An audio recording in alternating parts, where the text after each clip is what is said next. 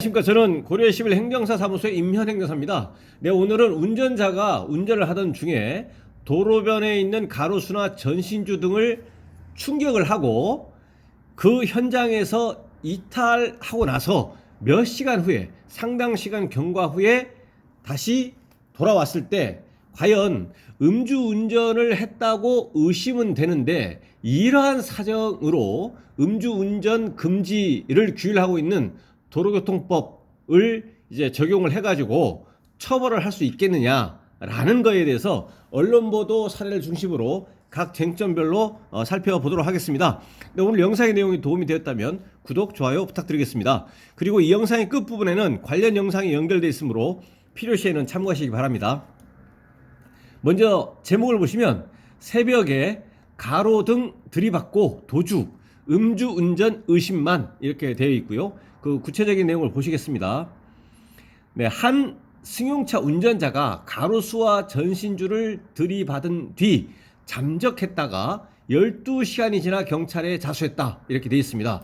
예, 일단 물적 피해 교통사고, 가로수하고 전신주를 이제 충격을 했고 12시간이 경과한 다음에 경찰에 자수를 한 겁니다. 경찰은 음주운전을 의심해 행적수사를 벌이고 있는데 음주운전을 확인할 방법이 마땅치 않다고 한다.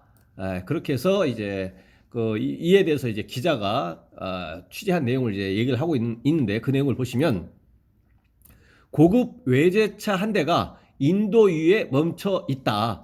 가로등이 뚝 부러졌고 승용차 엔진 룸은 심하게 파손됐다.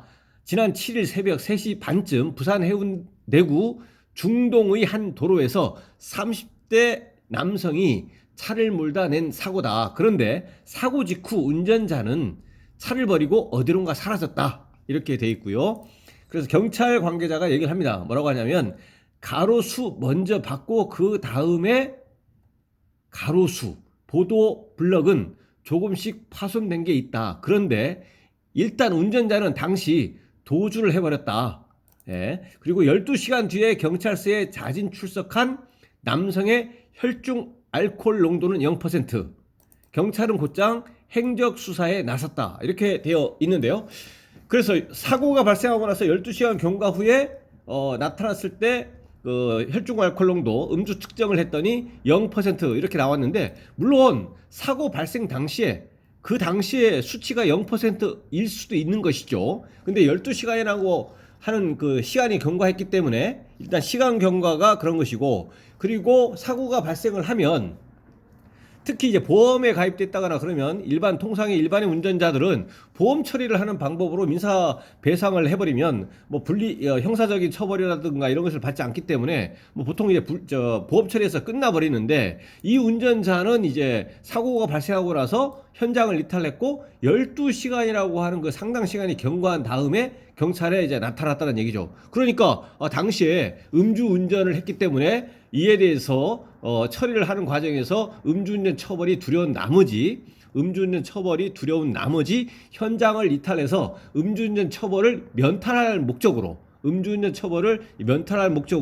현장을 이탈한 게 아닐까라고 하는 의심은 드는데, 근데 음주운전이라고 하는 것이 뭐냐면 음주 플러스 운전입니다. 그러니까 음주 상태에서 운전을 해야 되고, 이 음주라고 하는 것이 막연히 뭐 술 한 잔을 마셨다 이런 것이 아니라 혈중 알코올 농도가 0.030% 이상이다라고 도로교통법에 명시적으로 규정을 하고 있습니다. 그래서 운전할 당시의 음주 수치가 0.030% 이상이라고 하는 것이 명확하게 나와야 된다는 얘기죠. 그런데 여기서는 수치가 아예 안 나왔다는 얘기죠. 12시간이 경과한 뒤에 나왔기 때문에 쉽게 얘기해서 완전히 당시에 사고 발생 당시에 술 취한 상태에 있었다고 설사하더라도 경찰에 와서 자수할 당시에는 적어도 술이 완전히 깨어있는 상태, 아예 그 음주 수치가 없는 거죠. 0%. 그러면 그 사고 발생할 당시에 음주 수치를 산출이 되어야만 그 사고 발생할 당시에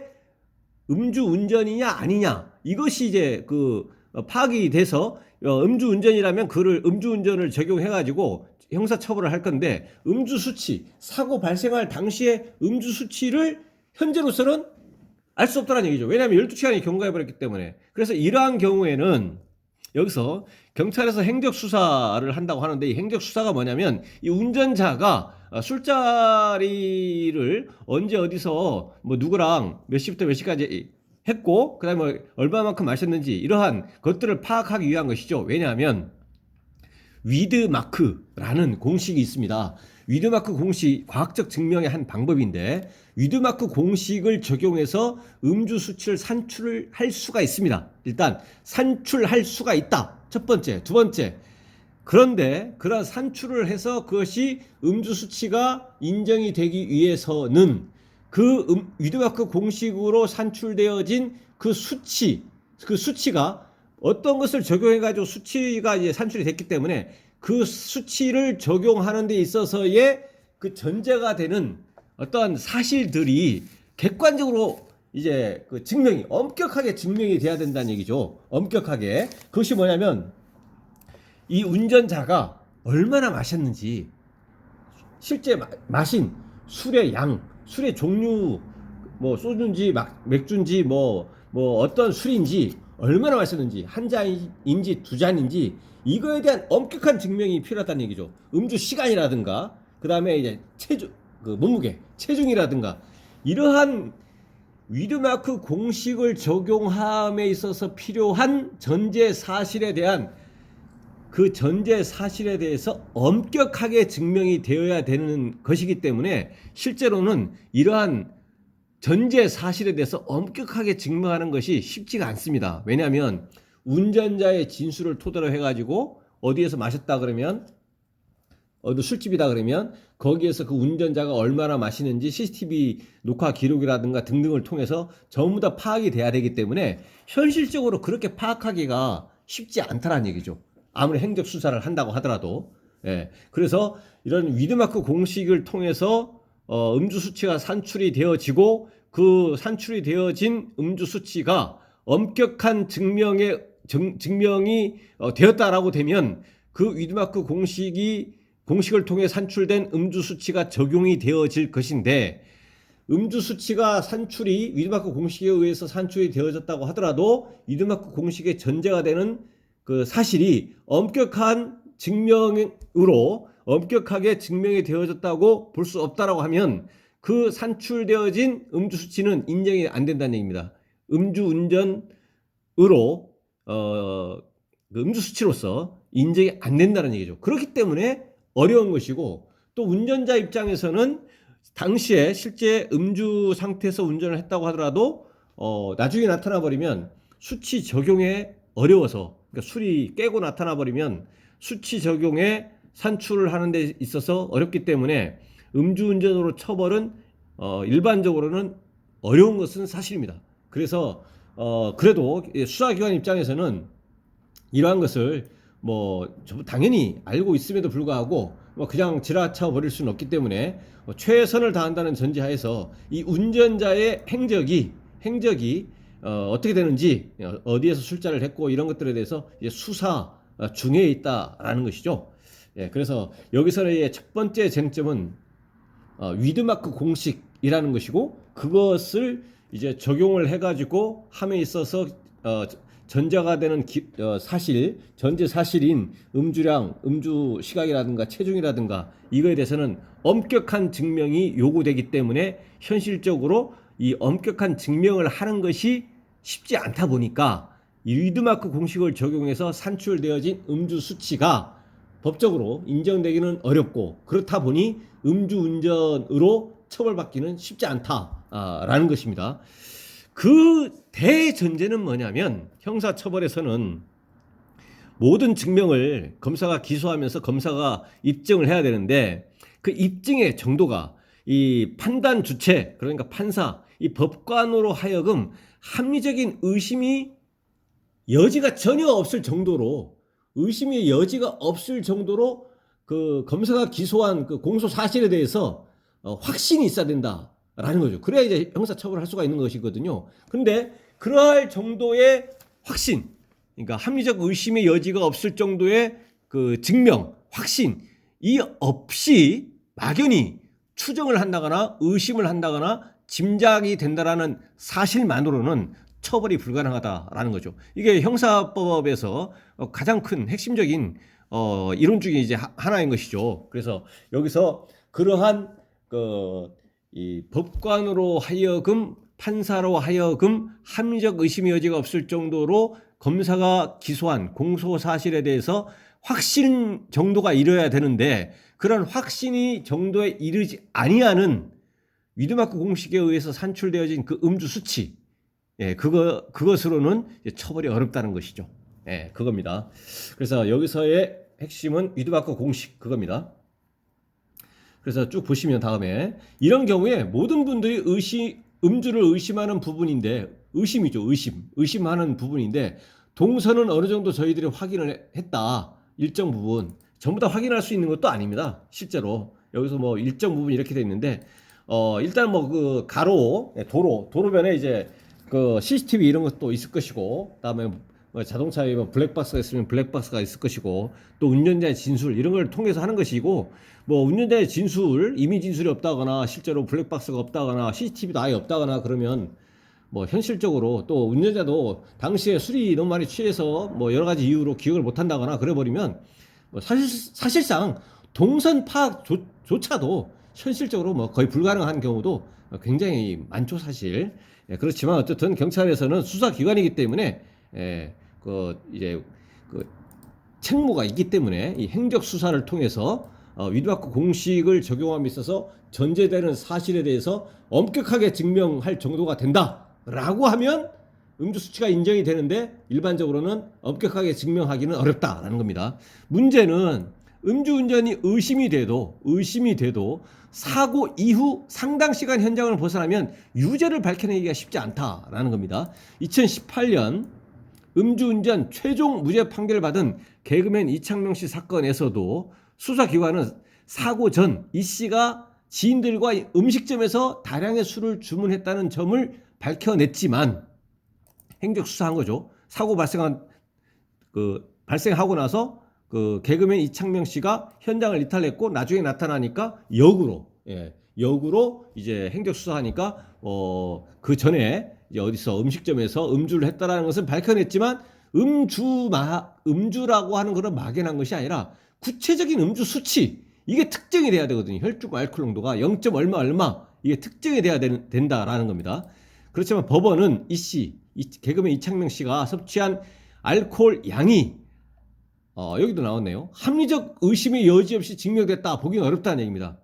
예, 합리적 의심이 여지없이 증명됐다고는 보기 어렵다. 막연히 그냥 뭐 의심을 했다거나 또는 위드마크 공식 적용되어진 그 수치가 그 전제되는 사실이 이제 엄격하게 증명이 안 됐다거나 그래서 이 법관으로 하여금 합리적 의심의 여지가 없을 정도로 이 검사가 기소를 했기 때문에 그 공소 사실에 대해서 합리적 의심의 여지가 뭐 전혀 없을 정도로 확신에 이르는 그 정도로는 보기 어렵다라는 겁니다. 그러면은 일단 의심은 되는데 심증은 있는데 처벌을 못 하는 거죠.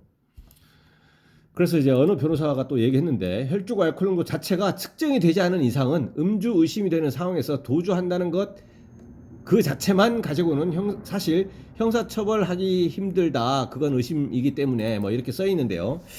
근데 여기에서 음주운전에 대해서만 여기서 이제 국한시켜서 일단은 여기서는 보도가 된 것이기 때문에 음주운전에 대해서만 일단은 얘기하는 것이고요. 이제 마저 이제 경찰에서 얘기를 합니다. 뭐라고 했냐면 현재는 비슷한 사건에서 이와 유사한 사건에서 CCTV 분석을 통해 술을 몇 잔 마셨는지까지도 확인하고 있다며 음주 여부가 확인되면 더 강하게 처벌받는다고 강조했다. 이렇게 돼 있는데요. 여기에서는 일단 뭐 기본적으로 이 부수적인 거지만 여기서는 음주운전이 성립될 수 있느냐 이게 가장 큰 질문인 것이고 음주운전 처벌은 일단은 쉽지 않겠다라는 것이고요. 여기서 이제 부수적으로 나오는 상황이 그러면 도주를 했잖아요. 도주했는데 뭐 도주죄로 처벌받느냐? 결론 도주죄로 처벌받지 않습니다. 왜냐? 여기서는 도주죄가 성립이 안 돼요. 왜냐하면 이 형법에서 도주죄는 유치장이라든가 뭐 구치소라든가 이런 수감 시설에서 도주했을 때가 별도의 범죄 구성 요건에서 도주죄가 있는 것이지 이렇게 음주 단속을 하고 있는데 뭐 도주를 해버렸다거나 뭐 이런 경우에는 별도의 도주죄는 성립이 되지 않습니다. 도주죄 이런 건 없다는 얘기죠. 형사처벌 안 받는다라는 거죠. 그러면 이 사안 같은 경우에 이런 경우에 그러면은 뭐 무죄냐, 아무런 처벌도 안 받느냐, 그건 아닙니다. 예, 여기서는 아까도 말씀드렸지만 음주운전이라고 하는 그 쟁점 중심으로 살펴봤을 때 음주운전 처벌이 어렵다는 것이지 무죄 무혐의는 아닙니다. 예, 그러면 일단 음주운전은 다툼의 여지가 있을 수가 있는 것이고, 근데 일반적으로는 어렵다라는 거 아까 말씀드렸고, 두 번째는 그럼 어떤 처벌 받을 수 있겠느냐, 아까 도주죄는 아니다 그 말씀드렸고, 여기에서는 물적 피해 교통사고를 야기해서 이에 대해서 신고라든가 이런 조치를 하지 않냐고 현장을 이탈해 버렸습니다. 그러면 이제 전형적인 도로교통법 위반인 거죠. 뭐냐면 대물뺑소니라고 일컬어지는 사고 후 미조치라는 겁니다. 사고 후 미조치, 대물뺑소니로 처벌을 받는 거죠. 보통의 경우는 한 200만 원 정도의 벌금이 나오고요. 그 다음에 행정처분은 안전운전 의무 위반 벌점 10점에다가 다음에 사고 미조치 15점에서 10점 플러스 15점에서 25점의 벌점을 받습니다. 그래서 벌점이 40점 이상이 되어야 이제 면허 정지가 되는데, 사실상 면허 정지도 안 되는 거죠. 벌점만 25점 받고 벌금형, 형사처벌 일반적으로 한 200만 원 정도의 벌금형을 받습니다. 그리고 이 피해에 대해서 민사적인 손해배상, 이 피해에 대해서 그러니까 가로수하고 전신주 이런 물적 피해에 대해서는 이제 손해배상을 해줘야 됩니다. 뭐 보험 처리를 한다거나 뭐 직접 배상을 한다거나, 그래서 민사적인 손해배상을 이렇게 받는 거죠. 물론 이런 경우는 음주운전의 경우보다는 상당히 형사처벌이라든가 이런 것이 행정처분도 안 받고 이렇게 하기 때문에 상당히 이제 가벼운 불이익을 받는 거죠, 법적으로. 그러기 때문에 이제 운전자가 현장을 이탈했을 수도 있겠죠. 그렇지만 이에 대해서는 어떻든 음주운전이라고 하는 것을 이제 명백히 규명할 책임은 수사기관, 최종적으로는 이제 검사가 증명을 해야 될 책임이 있다라는 것이죠. 그래서 여기서는 일단 일반적으로는 위드바크 공식 이런 그 논점 때문에 이제 음주 수치 자체를 이제 증명하기가 쉽지 않아서 음주운전 처벌은 이제 보통 쉽지는 않습니다. 예, 그래서 오늘은 이 위드바크 공식과 관련한 보도가 언론에 됐기 때문에 이에 관련한 내용을 쟁점별로 살펴봤습니다. 네, 오늘 영상의 내용에 질문이 있으시면 댓글 남겨주시고, 그러면 대댓글이나 별도의 영상으로 답변 드리겠습니다. 네, 오늘 영상의 내용이 도움이 되었다면 구독, 좋아요 부탁드리겠습니다. 네, 감사합니다.